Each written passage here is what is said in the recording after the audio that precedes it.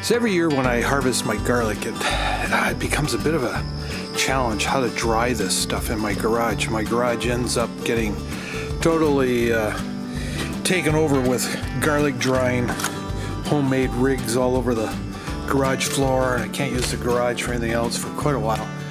But I want to show you what I've come up with this year.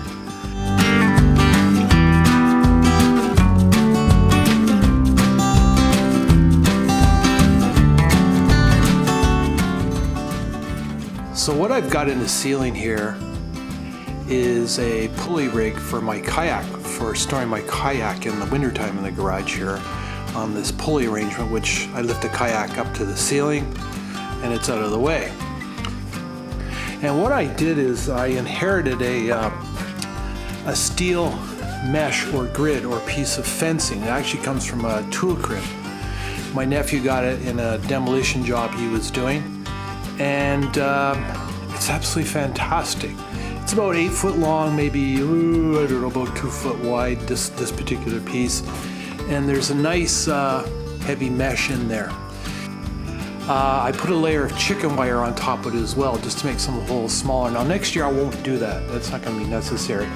And then it was just a matter of threading the garlic down through these square mesh holes on this frame and letting them dangle out here. And they're really effective for drying. So effective. Now what I discovered is for next year I don't need to put that chicken wire in there as well.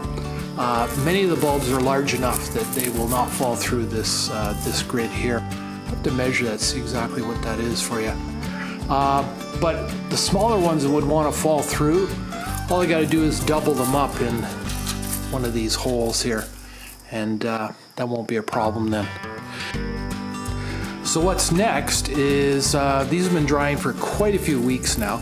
I'm going to cut them off about here is where I normally do, and then I'm going to store the bulbs in a metal tray in my basement, and they'll be good for a year down there. I just finished off last year's garlic just a few weeks ago.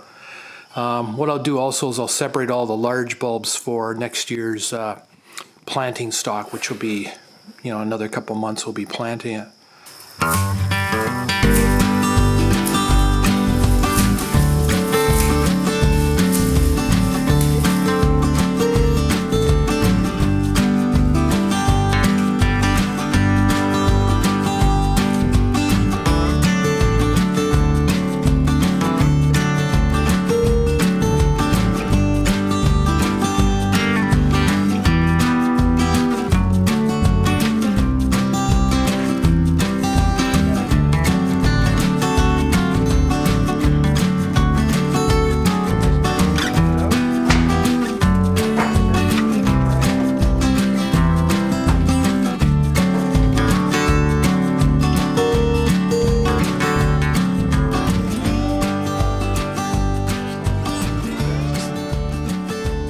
So here's the end product of all the garlic drying process. This is kind of the final storage here.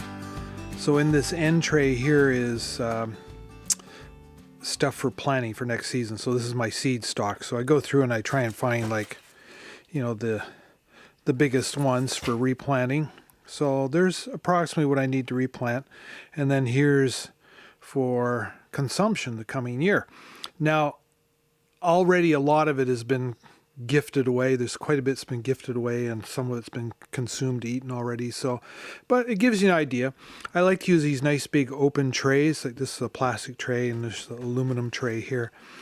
And this is just down in my basement where it's nice and cool, and I just store them on a shelf like this.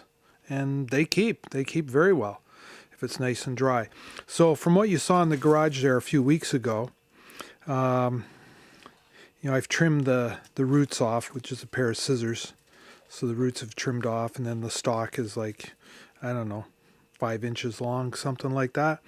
Just enough to prevent any moisture or mold or anything from wicking down into the bulbs, into the clothes. And just took a little bit of that outer paper off just to clean them up, get most of the dirt off.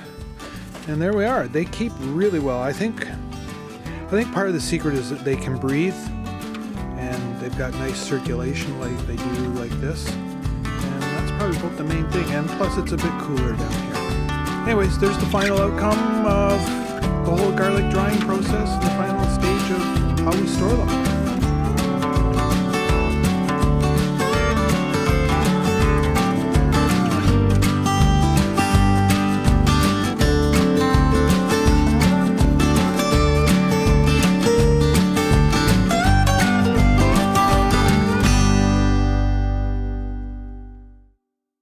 That was cool, man. Yeah, that was cool.